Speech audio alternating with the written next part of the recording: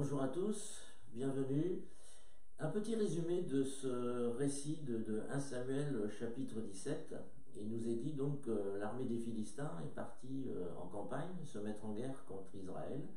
Les deux camps, les deux armées se sont rassemblées et ont campé du côté de la vallée des Térébintes. Et ils ne se sont pas mis en bataille tout de suite, puisque un des Philistins, un nommé Goliath, a jeté un défi pour un combat singulier, c'est-à-dire un combat entre deux personnes. C'était une tradition de l'époque. On pouvait prendre un soldat de chaque armée et le vainqueur de ces deux, eh bien, donner la victoire à son camp. Et celui qui se présente, nous le savons, s'appelle Goliath. C'est un homme grand, immense, certainement avec une voix tonitruante. Et il nous est dit qu'après avoir entendu cet homme, Goliath, et l'avoir vu, Saül et l'armée d'Israël ont été effrayés, ils tremblaient de peur. Et ce défi, qui est plus qu'un défi, parce que le mot hébreu d'ailleurs signifie plutôt insulte, et on voit que Goliath ainsi insulte Dieu et insulte l'armée de Dieu, l'armée d'Israël. Et ça a duré pendant 40 jours. 40 jours, matin et soir, Goliath lançait son mépris, ses insultes et le défi à l'armée d'Israël. Et à chaque fois, matin et soir, il nous est dit que l'armée d'Israël et Saül tremblaient comme des feuilles. Pourtant, il nous est dit de Saül que c'était un homme assez imposant, un grand, un fort, assez baraqué. Et dans l'armée d'Israël, il y en avait sûrement aussi d'autres, puisque les Benjamites avaient cette réputation d'être des hommes courageux et forts. Mais voilà, personne n'ose relever le défi, malgré la récompense que le roi Saül veut donner à celui qui vaincra Goliath. Et puis au bout de 40 jours, on peut penser que les vivres commencent à manquer. Donc, le papa de trois soldats, qui s'appelait donc Isaïe, va envoyer son plus jeune fils, David, pour donner des provisions à manger pour ses trois frères. Donc David se met en route, prend les provisions et il arrive au moment où on est au 40e jour et où Goliath continue son manège, son défi, son insulte envers le peuple d'Israël et Dieu. David, en écoutant, va réagir. Il va se faire dans un premier temps rabrouer par son frère aîné, qui lui était pourtant un solide, mais il tremblait comme une feuille. Et puis il questionne et on l'amène vers Saül et il dit mais faut pas se laisser abattre, faut y aller avec courage, dit David, je me propose d'y aller. Et tout le monde dissuade David parce que David n'est pas un soldat, il est petit, il n'est pas fort. Mais David va tellement insister qu'on va finir par le laisser aller. Et ainsi, David va les combattre. Dans un premier temps, on lui donne les armes de Saül, mais elles sont inadaptées pour lui, parce qu'elles sont humaines et charnelles, et vous comprendrez pourquoi je dis ça.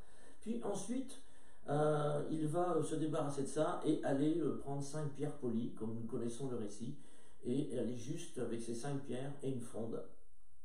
Et nous connaissons la fin de l'histoire. David va envoyer d'un jet une pierre qui va s'enfoncer dans le front, le crâne de Goliath, qui va s'écrouler. David va lui couper la tête et la victoire est totale. Et on voit que eh bien, Saül a été, en anglais on dit un loser, et un perdant. Et David a été un winner, un gagnant. Mais pourquoi cette grande différence? C'est ce que je me propose de voir avec vous, parce que au-delà d'un combat physique entre deux hommes, entre deux personnes, il y a avant tout un combat spirituel. Alors pourquoi Saül et son armée ont-ils eu peur? Je vous ai dit tout à l'heure, et je cite le verset, au verset 11 de ce chapitre 17, « En entendant ces paroles de Philistins, Saül et tout Israël furent effrayés et remplis de peur. » Et au verset 24, « À la vue de cet homme, tous les Israélites prirent la fuite et furent remplis de peur. » Alors, c'est vrai, il était immense, on pense qu'il faisait dans les 3 mètres, super armé, un super-héros, comme on pourrait le dire maintenant dans les dessins animés ou dans les films, imbattable humainement, semble-t-il. Même le frère aîné qui est un super gaillard, lui aussi tremble de peur devant Goliath. Mais normalement, avec Dieu, il n'aurait pas dû avoir peur. Quand on pense à tous les récits précédents, comment Israël a pu battre une armée plus nombreuse, a pu remporter des grandes victoires, etc., on voit bien que Dieu est avec son peuple. Mais pour comprendre pourquoi ils en sont là aujourd'hui et que c'est eux qui tremblent de peur et non Goliath, faisons un petit flashback pour comprendre.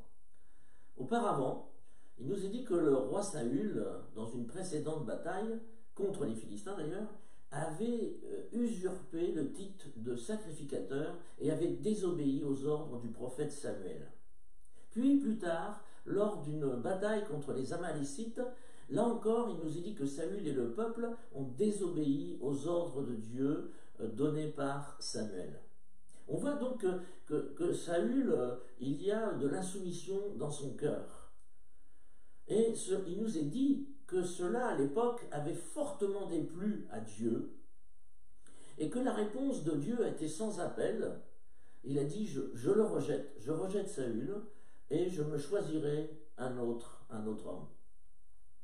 Et il nous est dit même que Samuel pleurait pour Saül, et il pleurait, je pense aussi qu'il priait pour Saül, parce qu'il était peiné de cette situation. Mais un jour, Dieu a dit à Samuel, mais arrête de pleurer, ça ne sert plus à rien, je l'ai rejeté, maintenant tu vas prendre le chemin et tu vas oindre quelqu'un d'autre à sa place.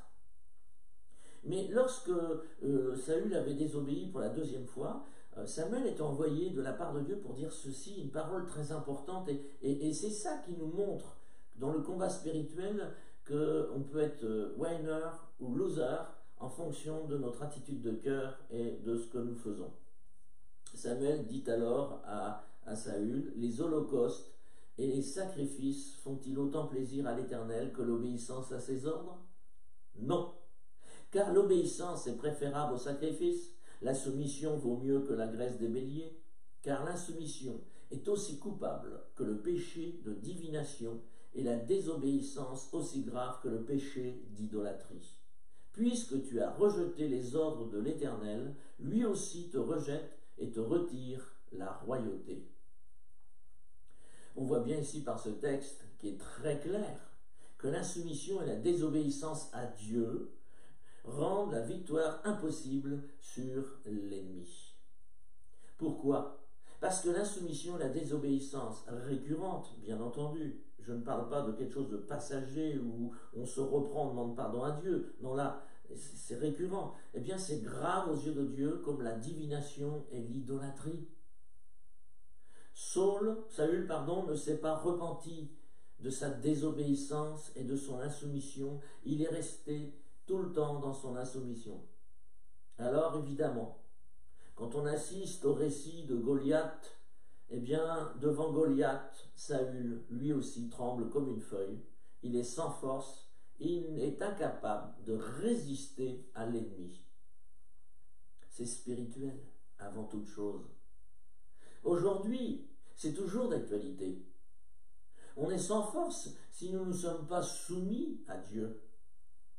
Jacques a pu dire ceci, et c'est extrêmement important, soumettez-vous donc à Dieu, résistez au diable, et il fuira loin de vous. Mais si je suis dans une constante insoumission parce que j'ai envie de faire ce que je veux, je ne suis pas soumis à Dieu, comment résister au diable? C'est moi qui vais trembler devant le diable à ce moment-là.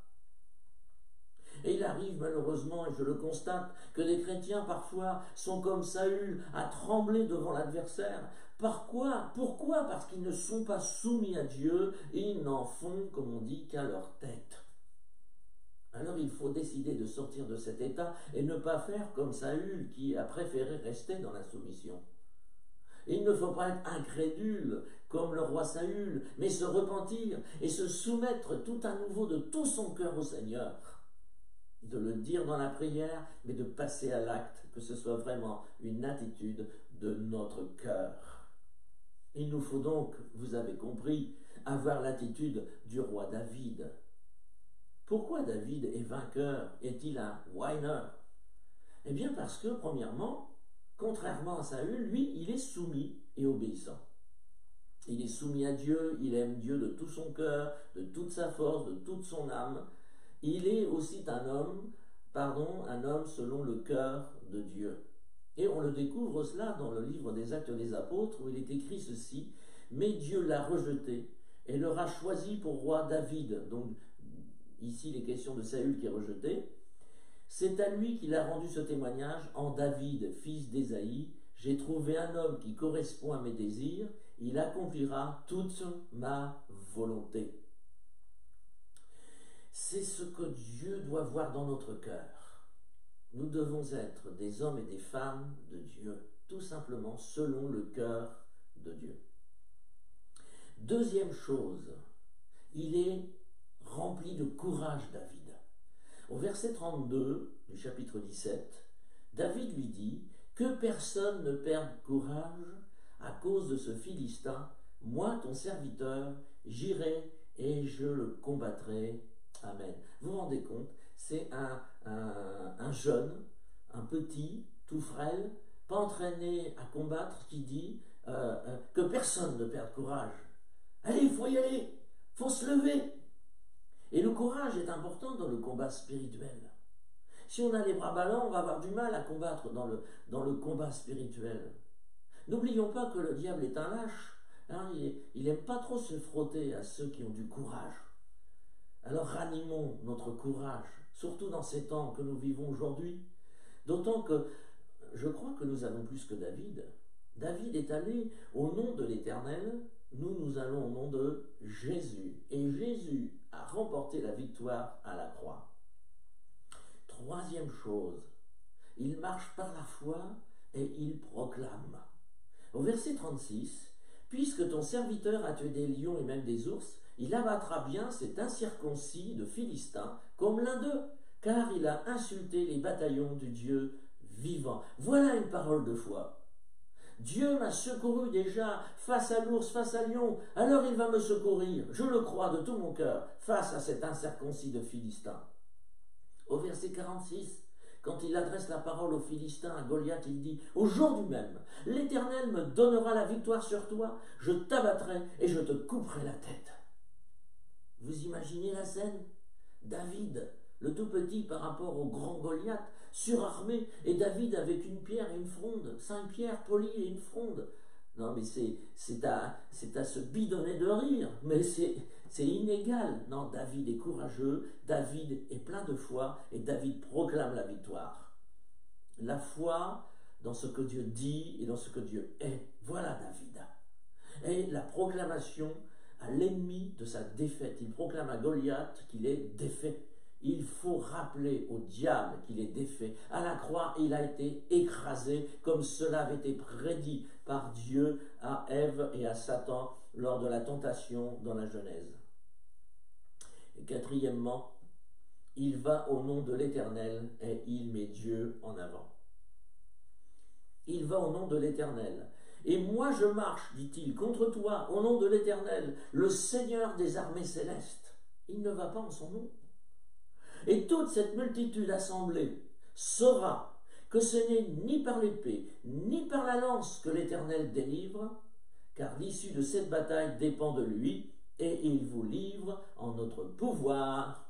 Amen. Waouh! Ça, c'est la foi, ça, c'est aller au combat au nom de l'Éternel. Il va au nom de l'Éternel, comme nous devons combattre au nom de Jésus. Il va avec la force que Dieu lui donne et dans son expérience. Il a de l'expérience, on l'a vu, contre le lion, contre l'ours. Mais il ne tient pas compte de ça, il y va par la foi seul. Il n'y va pas au nom de sa réputation ou des armes non efficaces comme tout à l'heure, en prenant les armes du roi Saül. Ça, c'est des armes humaines, charnelles. Non, David n'a pas besoin de ça. Il a besoin d'aller au nom de l'Éternel et aux armes de l'Éternel. Et Dieu est mis en avant par David, puisqu'il le proclame, qu'il ne vient pas combattre en son nom, mais au nom de l'Éternel. Il met Dieu en avant aussi par sa conduite, par ses déclarations au peuple d'Israël, avant même d'aller combattre. Alors mettons toujours, nous aussi, Jésus en avant. Comme les apôtres l'ont toujours fait, ils ont toujours mis Jésus en avant. Et le combat spirituel, c'est mettre Jésus aussi en avant. Alors je vais terminer pour ce récit. En fin de compte, c'est très simple. Saül a été un loser parce qu'il était insoumis et qu'il est resté dans son insoumission et qu'il ne s'en est jamais repenti. David a été un winner, un gagnant, parce qu'il était soumis à Dieu. David savait se repentir. Quand on lit la suite de l'histoire de David, et lorsqu'il a été roi, lorsqu'il a commis des péchés, il a su se repentir de ses fautes. Alors le choix, loser ou winner, dépend de toi, dépend de moi, dépend de nous. Soit je fais comme David, ou soit je fais comme Saül. Mais si je fais comme Saül, je serai un loser, et je ne pourrai jamais combattre efficacement contre le diable et lui résister. Non, Dieu veut que tu sois un winner, parce que Dieu veut notre réussite, Dieu veut notre bien, Dieu veut que nous soyons dans la victoire. Mais il n'y a qu'une seule solution pour cela. Il faut se soumettre à lui, de tout notre cœur. Il faut l'aimer de tout notre cœur, de toute notre force, de toute notre âme. Et alors oui, nous sommes des winners. Nous sommes comme David, l'ennemi est terrassé, et nous remportons la victoire contre lui sans aucun problème. Que Dieu vous bénisse, et soyons, oui, des winners au nom de Jésus. Amen.